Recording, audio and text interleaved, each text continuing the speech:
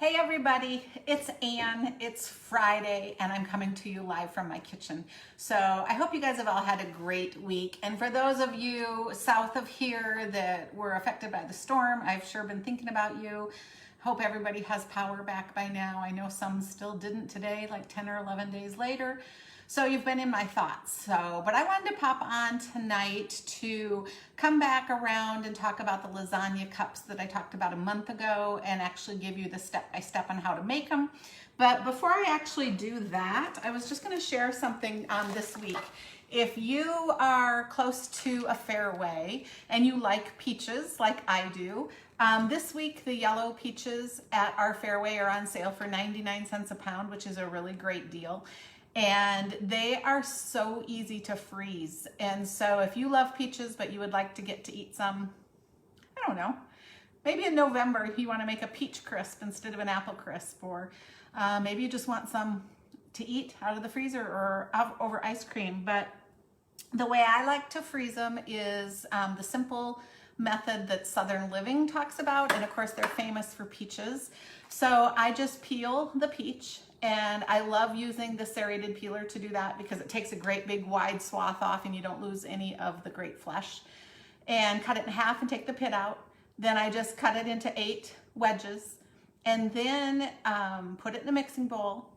And I use our citrus press, which you guys have seen me talk about forever.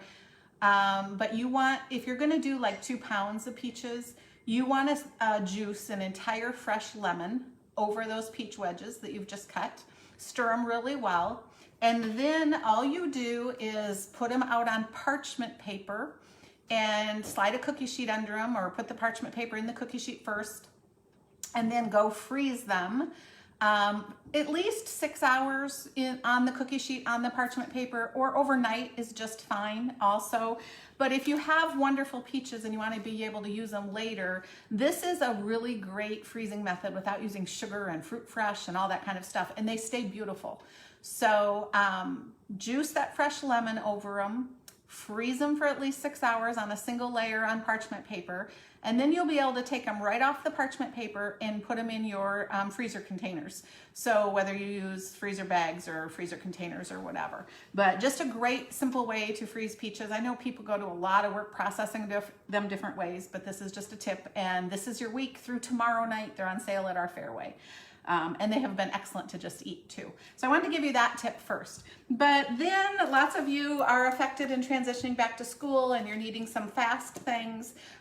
So I'm gonna show you these lasagna cups that are less calories than lasagna, quick and easy to make. You can make a whole big batch and you can cook them and then freeze them. And then when you take them out of the freezer, let them thaw for like 30 minutes. And then you guys, you can reheat them magically in the air fryer, and they'll be just as good as fresh. But what makes them unique is you use wonton wrappers. You guys all know what wonton wrappers look like. In our town at Walmart, they're in the produce section. At Fairway, they're in the freezer. And you take a muffin pan, and you do need to spray your muffin pan. So use some nonstick spray. And then to make each one, you need 2 wonton wrappers for each cup. And so I will lay them one down and show you what you do and lift this up. So you can see you lay them maybe kitty corner from each other. Maybe that's the accurate word. And so you take 2 for each cup, and you don't want them right on top of each other because then it won't keep the entire cup. You won't be able to fill it right and it won't bake right. So, but just make sure you take 2. Don't, these are really thin. And they're easier to work with if you let them come out of your refrigerator for like a half hour before you start working with them. I found them to be much easier. So I finished this row, and then you just literally use your hand so that you're making a cup. And if you have questions about this recipe, just put it in the chat or message me. But I'll give you my version. I got the inspiration from a magazine, but like always, I've changed it. And so I'm really using my own version. And I wanted to do a big batch because I wanted to share some of these with our kids so I could take them to their freezers and then they could just pop them out and reheat them in the air fryer when they were in a hurry. So you have 12 cups. Then in this bowl, I have 3 things. You need an 8-ounce package of cream cheese or a whole cup of ricotta cheese, whichever you prefer. We prefer cream cheese and I buy the light. Then you need a whole cup of mozzarella cheese and you need a half a cup of shredded Parmesan cheese. And you mix that together in the mixing bowl.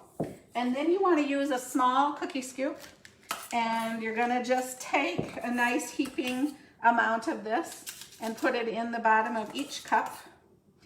And I have enough, by the way, this mixture I just gave you is enough to do 24 of these, not just 12, okay? So this is to make 2 pans full. But I didn't think you guys wanted to stay on with me live to make 2 pans full. But just drop the cheese mixture in the bottom of the cups. I'll try to go fast here. Actually, I'll just quit doing that. You guys will get the idea. And then I take the littlest scraper that I can find in my life, and you just want to kind of push it down so it makes kind of a bottom layer. So I'll do that and I'll pull this up and show you guys. Doesn't have to be perfect, but you do want to just smash it down a little bit. And you could, if you're a big spicy person, you could add some seasoning, extra seasoning to this, but so you get the idea. So it's just kind of a layer inside.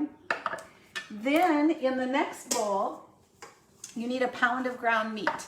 And you guys, these are great with ground beef, ground turkey, ground sausage, or a combination of.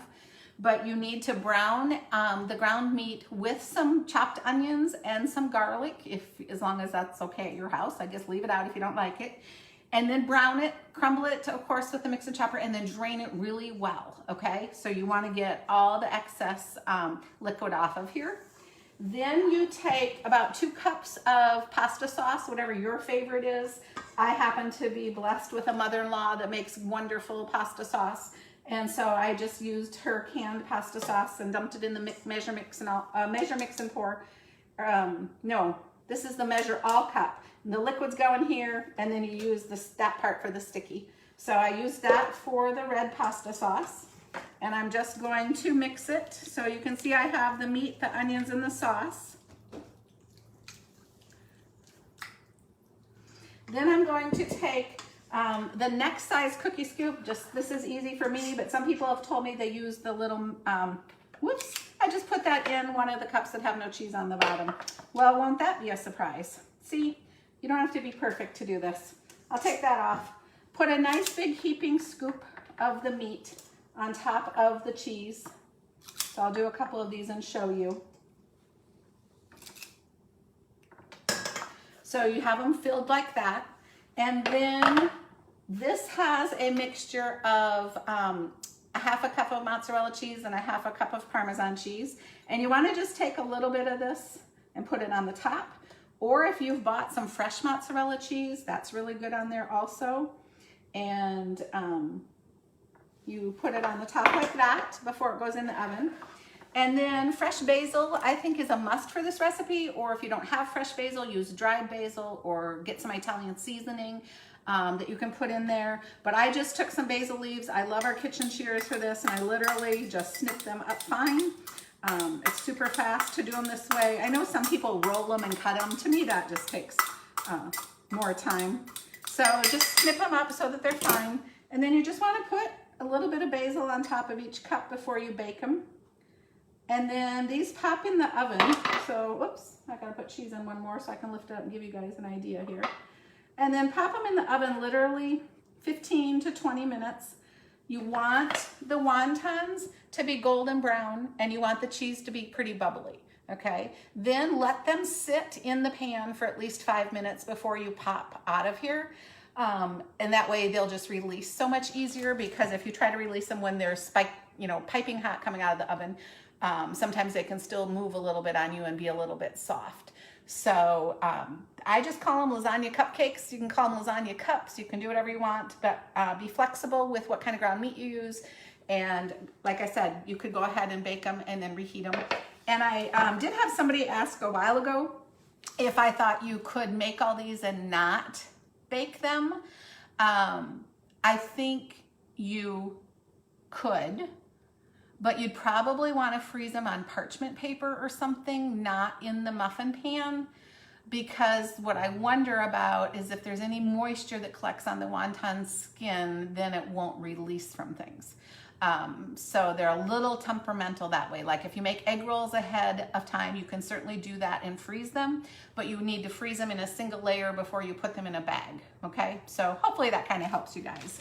And then I know it's Friday night, and I'm probably supposed to be giving you a cocktail too, but those of you that follow me on Facebook, you know my cocktail maker all summer has been my daughter, and she's gone at school. And my husband tonight concocted his own, and I told him he should go live, but he juiced a orange. He took a fresh orange and juiced that and mixed it with Diet 7-Up and vodka. So I don't know, that's pretty refreshing for a super hot day. But have fun with it, and if you have any questions, let me know. It's fun to pop on with you guys live, and I hope you give these a try. Thanks, guys. See you later.